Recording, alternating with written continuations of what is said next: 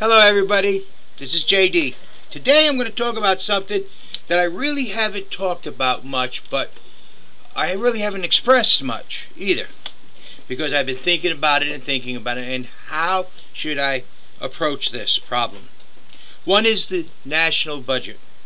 Some people say, oh, we should have an amendment forcing our budget to be, within budget. Have an amendment that says that Congress cannot spend no more money than it takes in. Well, that gives a good excuse for Congress to raise taxes. Also, there will be emergencies where they need to spend more money than they take in. So, what can we do? Well, one is I don't think we should load the Constitution down with amendments upon amendments upon amendments. The reason I say that is if you get enough amendments there, the Constitution becomes so cluttered that the average American then would not be able to tell heads or tails about what's supposed to happen, what's not supposed to happen, and then our government really will run astray and go off in its own tangent because they say, oh, this amendment allows that, this amendment, and there'll be so many amendments. So no on the amendment. Sorry, people. Balanced budget, no. But our government should use physical restraint and try to maintain a balanced budget. Well, how can we do this? How can Congress be made to want to do a balanced budget? Except for in emergency conditions. And I mean really emergency conditions. Simple. You just simply pass a law that makes Congress want to have a balanced budget. Well, how can you pass a law to make Congress want to have a balanced budget? Simple.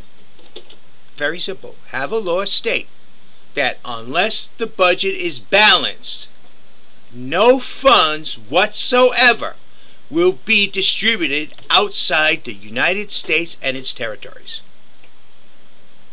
Unless the budget is balanced, no funds will be given to any other country, any other entity, anything outside the United States and its territories. That's right. That would mean if the budget isn't balanced, the UN gets nothing. Nada. Not one red cent. If the budget is not balanced, these foreign countries that claim to be our friends don't get money for weapons. They have to do it on their own. If our budget isn't balanced, then other programs where we put money into other countries, billions upon billions of dollars, will not happen. So plain and simple, if Congress wants to give money to, let's say, for example, the UN, then they'll have to get rid of some of their pet peeves because the budget needs to be balanced. But if they don't want to balance the budget, then the UN gets nothing. Then foreign countries, which we pledge these millions of dollars and billions of dollars to, get nothing. It's nice to go around pledging other people's money, but it's time that Congress realizes it has to demonstrate. And we are not a gold mine. The United States of America is not a gold mine for the rest of the world. The American people pay taxes for the United States of America. The American people pay taxes for the American government. Now, yes, I realize there's going to be times when there'll be emergencies and the budget won't be balanced. Well, at that time, nobody in the world gets anything until the budget gets balanced again. We handle our emergencies, we handle our finances, we handle our functions. Once we balance the budget again, then we can give money overseas. Then, if Congress wants to add in some pet peeves, they can do that. So, plain and simple, the law should basically say that unless the budget is balanced, Congress cannot authorize any funds outside the United States and its territories. Why do I say it that way? Because let's say we need some money for Guam, or we need something for St. Thomas or Puerto Rico. They're part of the United States still. That can be used. They need funds. An emergency happens. A hurricane goes through Puerto Rico, wipes it completely out. Or goes through Guam and completely levels the island.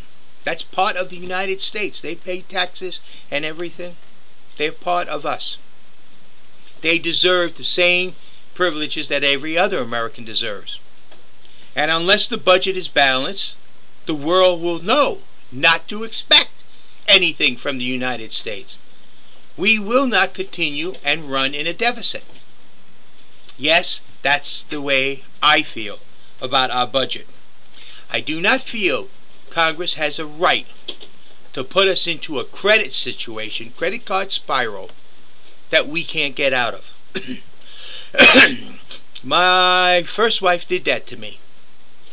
I know how frustrating it is to watch every penny you make go out to pay bills. The American people know how frustrating it is to watch every single cent you collect in taxes to go overseas.